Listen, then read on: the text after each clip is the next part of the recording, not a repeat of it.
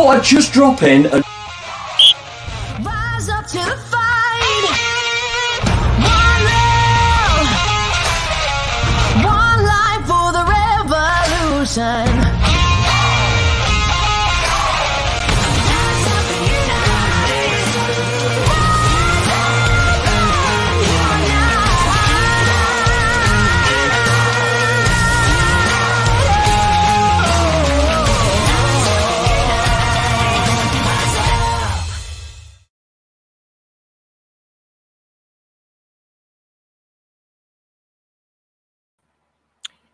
Colorado is fortunate to have several excellent college soccer programs here in the Centennial State, recognized both regionally and nationally.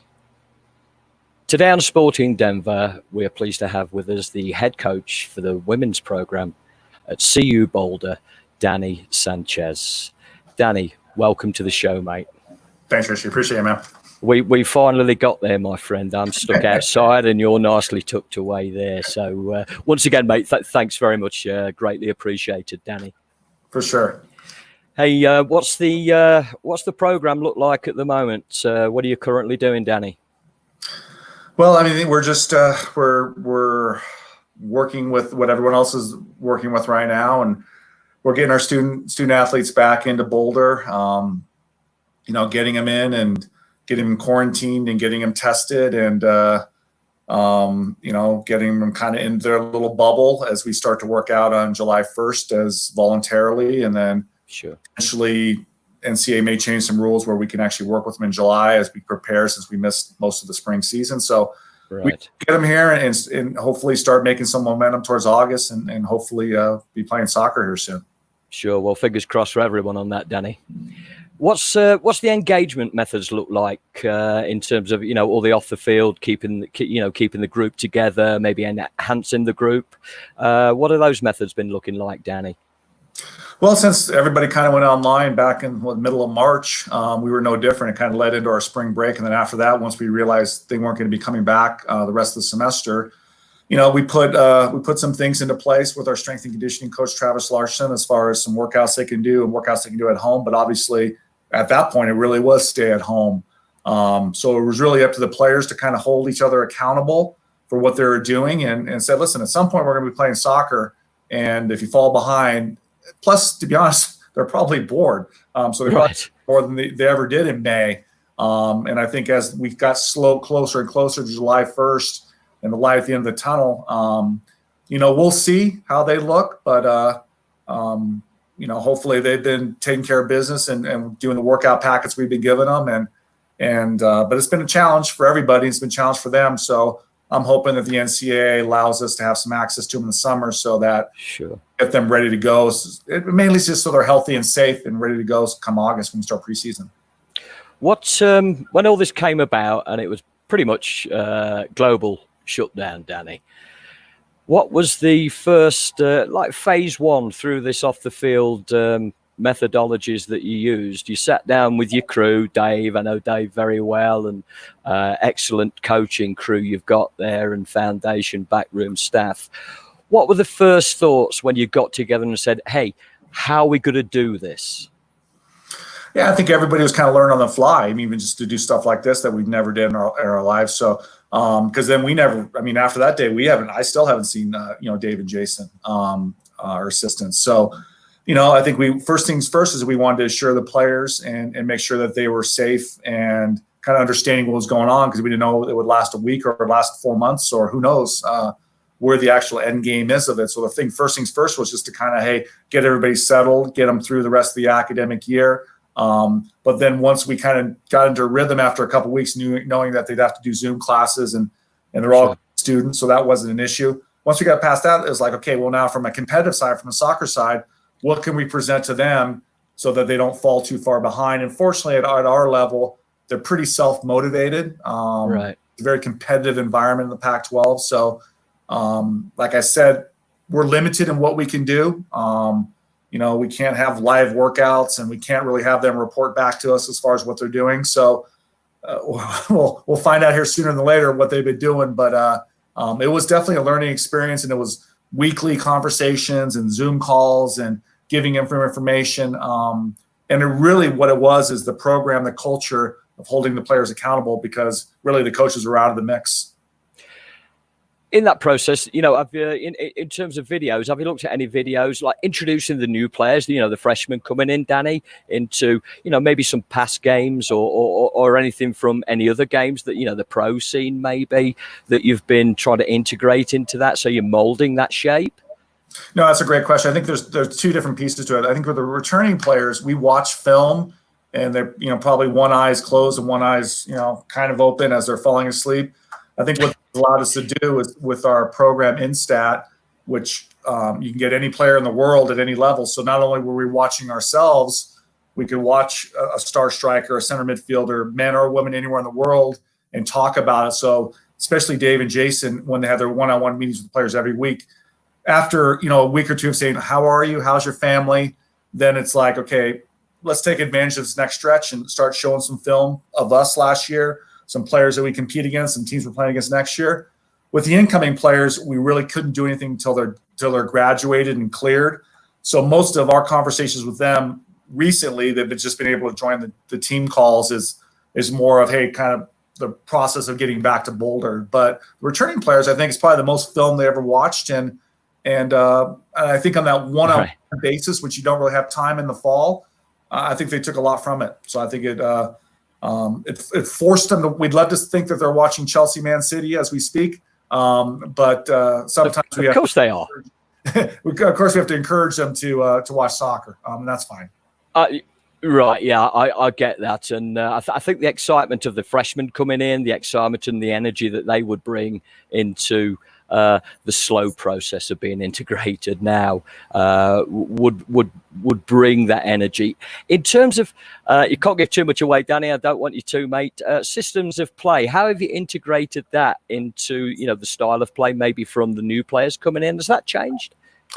Yeah, it's interesting because we talk about a lot in recruiting, we play the strengths of our players. If we have 6 good wingers, then, maybe we do play some sort of wing backs or up top where the players are playing wide. So we really play to the strengths of our players in recruiting.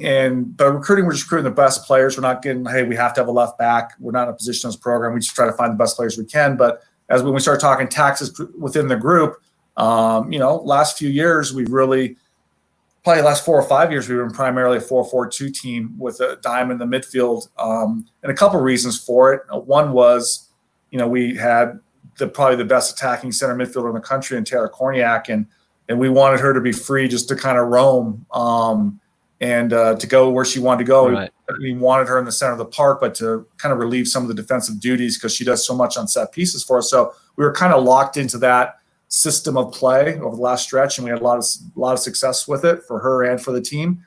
I think next year is wide open. It'll be the first time in 4 years where I think we can come into preseason with kind of a open plate. Now the problem is in spring we were going to kind of work on some different formations and style of plays, and then we never got a spring game in. It is what it is. So there'll be a lot of catching up and learning in July and as we get into August as far as what are our strengths, where can we best get the best 11 on the field, not necessarily at the beginning, middle, but especially at the end when you're chasing a goal late or you're protecting a lead. We want those best 11 players on the field, and what's that formation look like? We're not married to anything. We're not married to high press. We're not married to low press. We're not married to, we're kind of married to 4 in the back, but, we played in the NCAA tournament game with 3 in the back, which evolved into 5 in the back because our wing backs were pinned in, but we're not married to anything specific. We play to our strengths, and so we'll see. We'll see how it looks this fall. Over on those videos, then have you shown that, like, the new? I keep pressing on the new players coming in because it's got to be super difficult now to integrate them. You've done it brilliantly off the field. In those videos, have you shown them? Obviously their strengths that they can bring on a positive note to the style that you do play, Danny. Yeah, so they've changed the rules. In the past, we basically couldn't have any access with them in June or July. So sure, they could work out voluntarily with the strength coach, but that was it. They've changed it now where we can have some virtual contact where now once they've graduated and been through the eligibility center, we can actually show them videos and talk about our style of play and what we look for. we kind of simplify things. We have a handbook, and the student athletes that we deal with they're very analytical. It's not the old days where you just told them and they're like, well, no, they want to understand why you do certain things, and they want specifics. And soccer is such a game, a free-flowing game. You can't give specifics, but what we do is we have bullet points, whether you're a center back, an outside back, a holding mid, attacking mid, a wide mid, whatever the position is. And I go, these are the traits that we're looking for. These are kind of the do's and these are kind of the don'ts, which you would think would just be common sense things they've had, but maybe coaches have always told them to as a center forward, always play the way you're facing, don't open. We want you to play back, build numbers, or maybe we want you to turn and burn, and every time you get it, just turn and go and put them under pressure.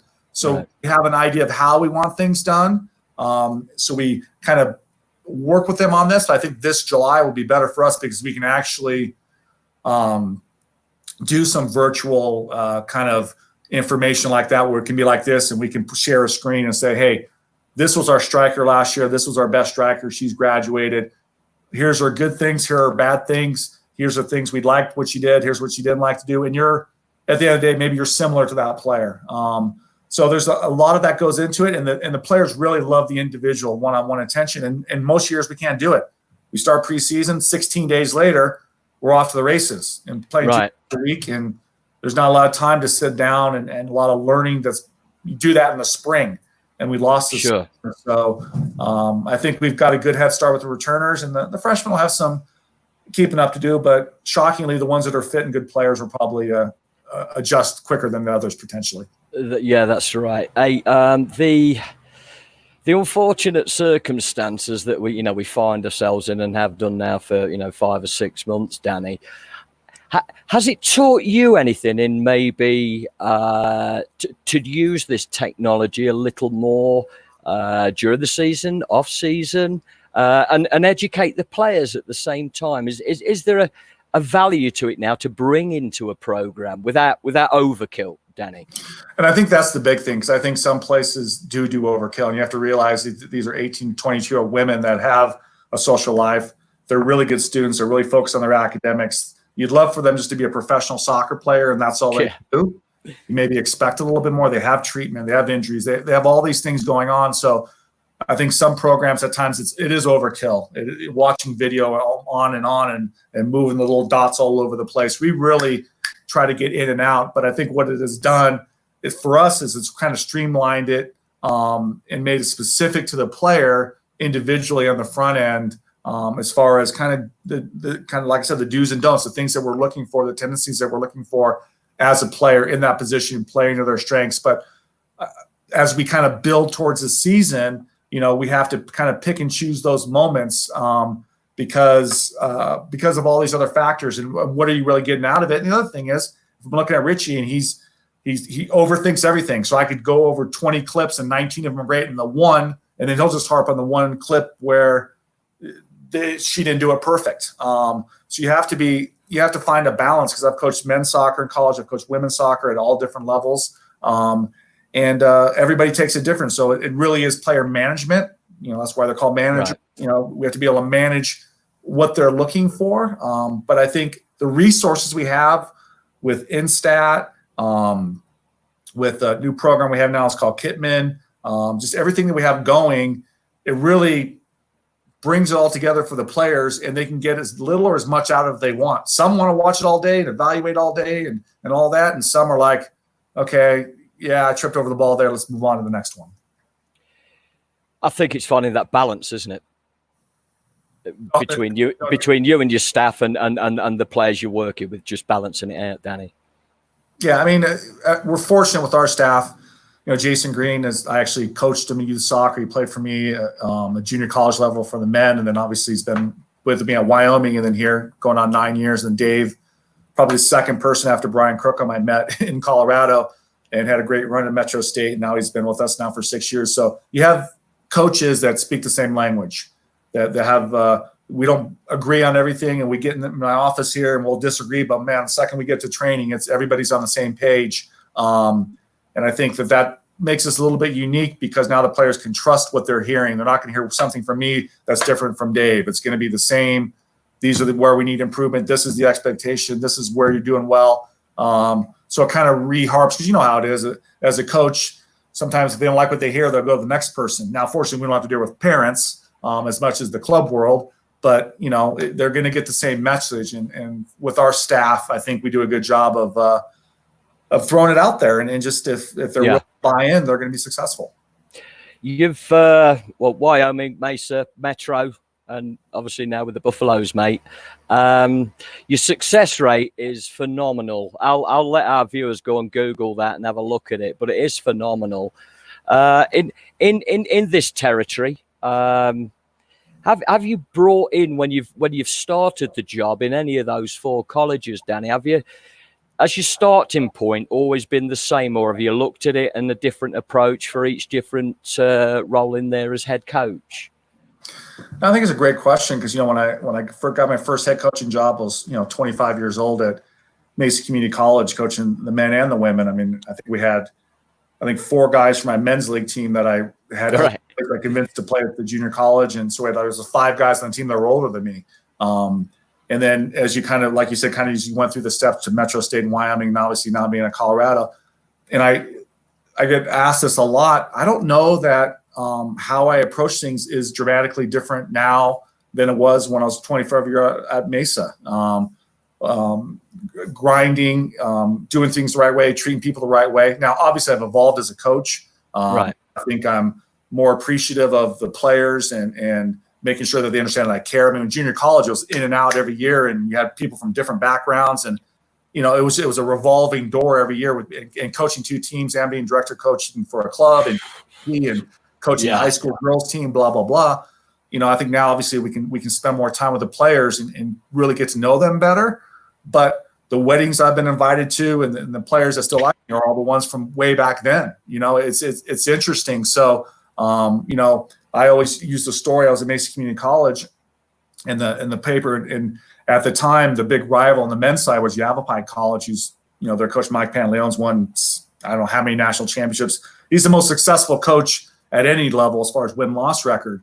So they're always our big rival. And, we're the front page of the Mesa Tribune is the maintenance man setting up the goal before the game and putting the net on. And they have this kind of the maintenance man setting up the game in the field, but it was me. It was the head coach doing it. And Brilliant. My mom still has that picture, still has that article at home.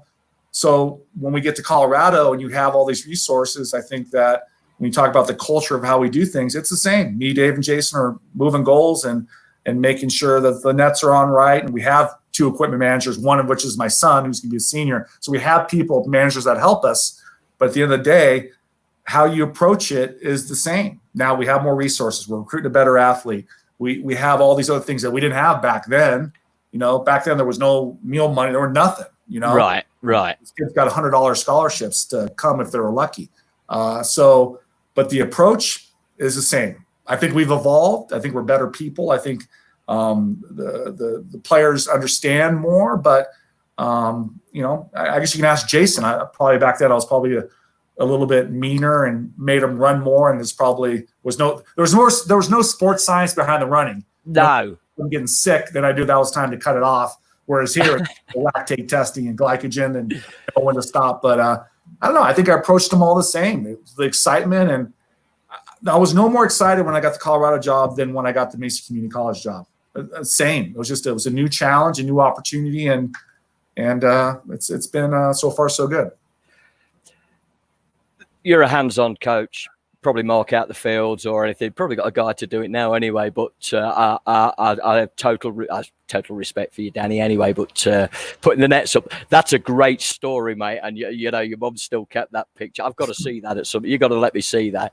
Oh, yeah. Hey, so at 25, you've taken on your first coaching role. Just prior to that, Danny, playing, youth, etc.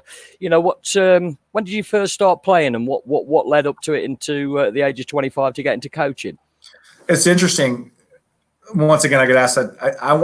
I remember being in the 6th grade at Supai Middle School in Scottsdale, Arizona, and I was the only one in the school that played club soccer. And I remember organizing a game against the 8th graders after school one day. And we just had cones. There was no goals back then. And right.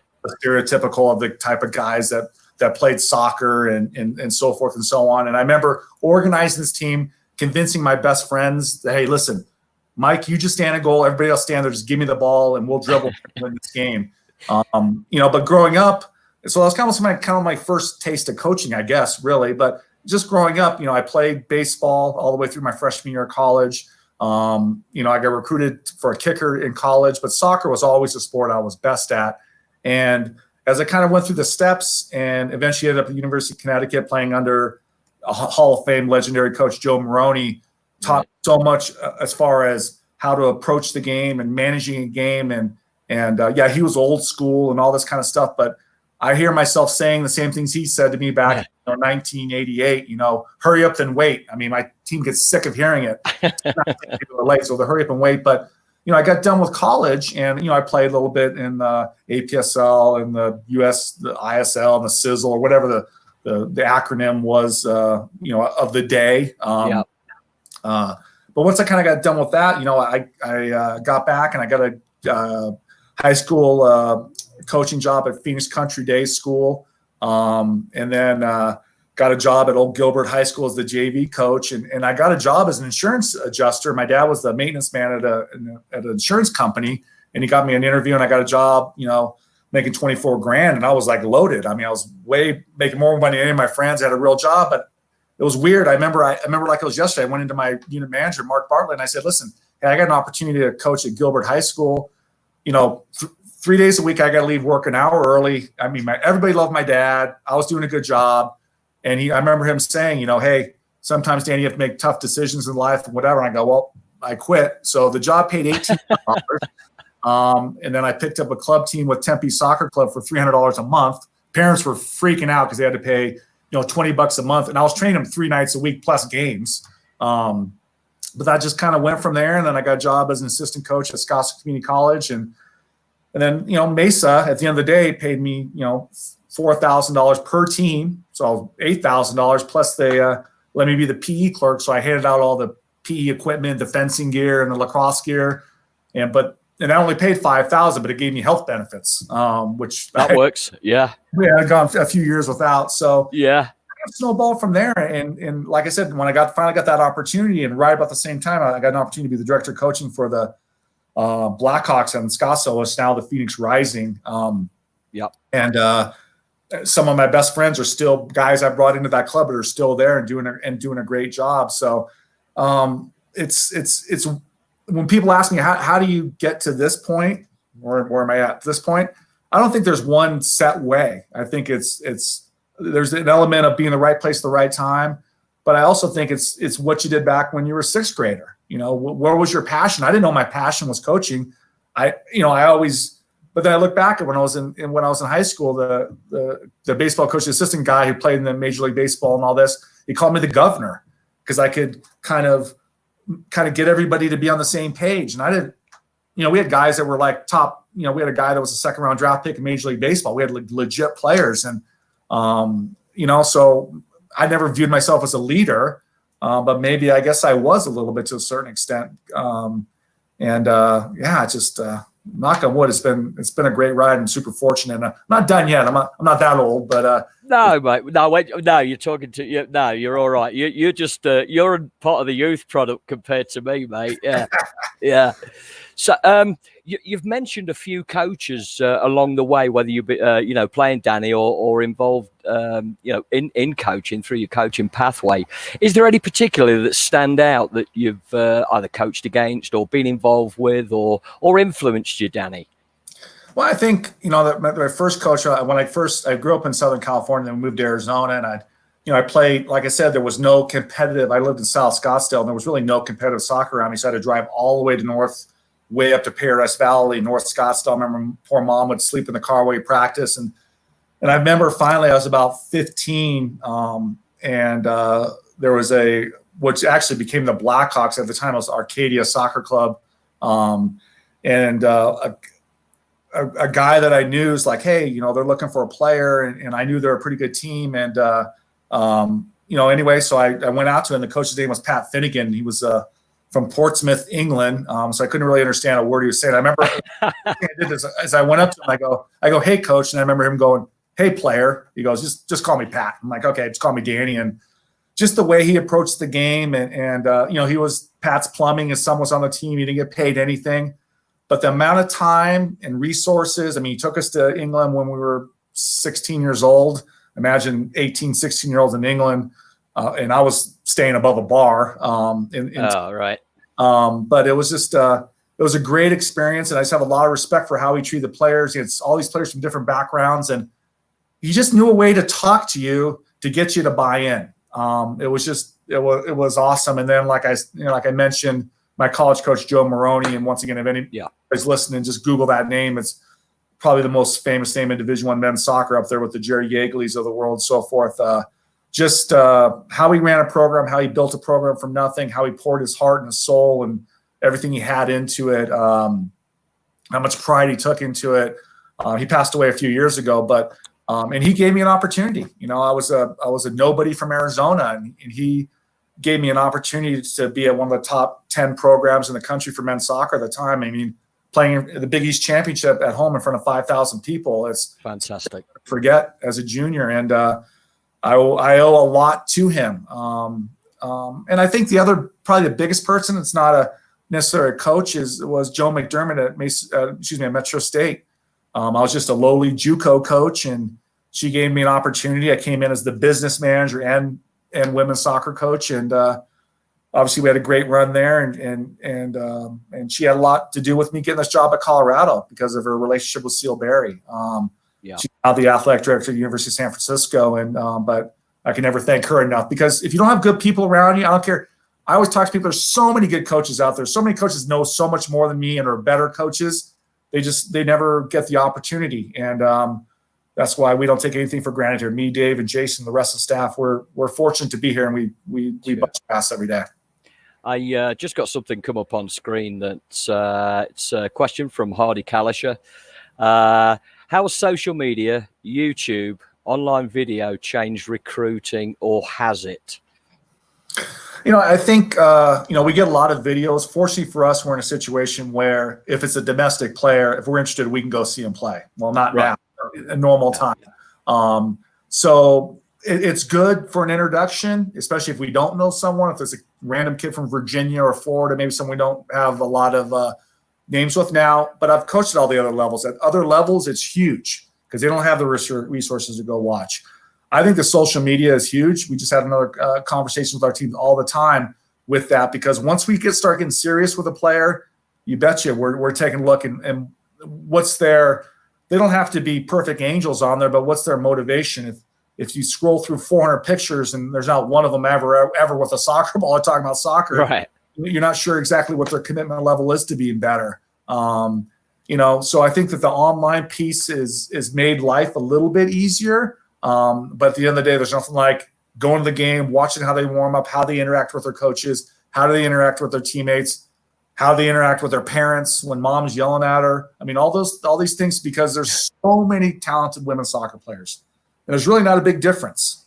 So you have to find the ones that are right fit for you. So I think that all those social media, YouTube, all those kind of recruiting online stuff is a good introduction. But for us, I don't care if it's here or if it's Germany or if it's Australia, we have the resources where we're going to get face-to-face in front of you and really try to evaluate what type of person this person is. Sure. If this thing wasn't around, Danny, and everything's running smoothly and we're enjoying the summer and looking to get back in there, what would the girls are in? You've had your welcome meet and everything. What would a week look like, Danny, for the girls, for your roster, for the ladies? Yeah, so pretty much what they always come in for B term, which starts in July. So some will be here in June, working out, and it's kind of working camps or whatever. But primarily, everybody comes in July, including the incoming freshmen, and they all take summer school to kind of get ahead, do the 3 or 6 credits. So they're busy with that. Right. We have what they call a summer bridge program, where they're taking, stress management, time management, how to become a student at CU. They're doing all their blood work testing and all that kind of stuff with all of our sports medicine people. And they're working out every day with our strength coach. is why it's vitally important to have a great strength coach, because at the end of the day, he can't report back to us.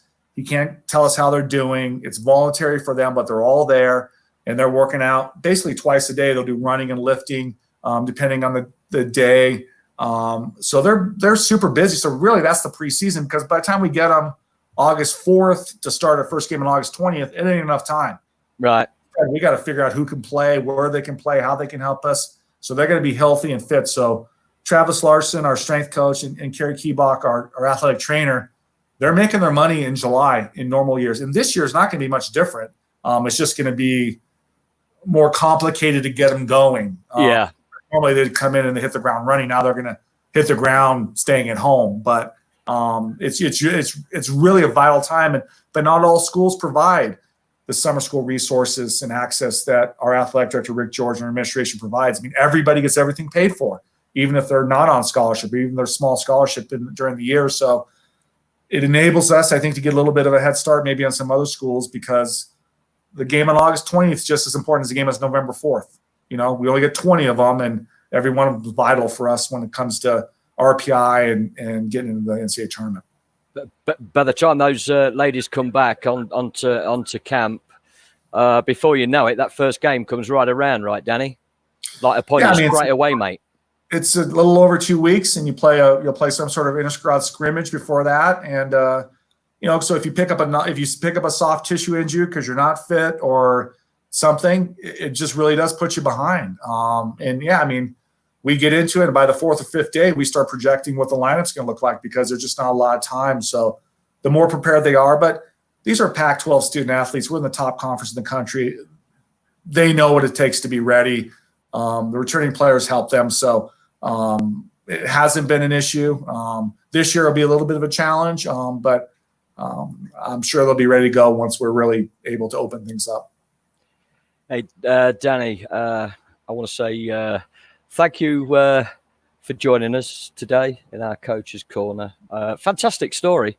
I knew quite a bit about you, but there's one or two things in there. So the next time I need you to come and help me put nets up, mate, I'll give you a call. You're the man, right? Yeah. Yeah, and I'll get Dave and Jason on. I'm more of a supervisory role now because of my bad back. But I'll still be there in spirit. Well, me and you can monitor Dave then. Tell Dave he still owes me 10 quid, by the way, mate. Yeah, I did. He knows why. He knows why. Danny, thank you very much. I can't let you leave without doing our quick fire 5 questions. So we're going to open up straight away. What team do you support, Danny? I support, on the men's side, I support any team that has an American player on it, whether it's Borussia Dortmund with Reina or Chelsea with Pulisic or whoever it is. Brilliant. I walked into it. Basically, if Man U's playing, I like to vote or support anyone who's not there just because Man U because they're front runners. Thank you for your honesty. That's brilliant. I think I'd do the same thing, but don't tell anyone, Danny. So what about I've got one here. Player growing up, not in the current last decade or so, but player growing up. Who did you look at, mate? I was already grown up, but Carlos Valderrama. My dad's Colombian, and it was right in the glory days of the early 90s. So it was right when I was finishing college, and we had the World Cup and all of that, and I just loved his work rate, which was nothing. So right. Of just standing in the center circle, but you could not get the ball from him. So those Colombian teams with Freddie Rincon and all of them, Rene Higuita, just that whole group were just it was kind of my first indoctrination into kind of international soccer, not just the U.S. guys. And I just thought he was unbelievable. Obviously in time with the Rapids, but especially those Colombian teams were just incredible. I think he made the center circle his own, didn't he? It was him and the referee bumping into each other. There we go. If you could, a current player right now, who stands out for you? A current player, male or female, Danny? I think I'm gonna go with the female, and the player I talk to about our team all the time is Sam Kerr from Australia. I think she is the best player in the world by leaps and bounds. When you really watch her movement, her finishing, her athleticism, her feel for the game, and she plays in a great team, but at the end of the day, she doesn't have the U.S. could throw out 3 front lines better than Australia's, and she just by herself, she makes that team so good and so powerful. And I remember she played with Amy Barzik, one of your former players with the Western New York Flash. I remember talking to Amy. She was Amy's roommate, and she was years old at the time. And like, she's just crazy. And I go, I know, but she is so talented. And we got to watch her last year when we took the team to France when Brazil played Australia in the World Cup last year. And I just think she's fantastic. That's a great choice. That's a great choice. Back off a little bit. What's your favorite food, Danny? Well, Jason Dave would say anything. Don't believe Dave. Yeah. Well, he's always eating the salad. Right. Oh, yeah. Any barbecue.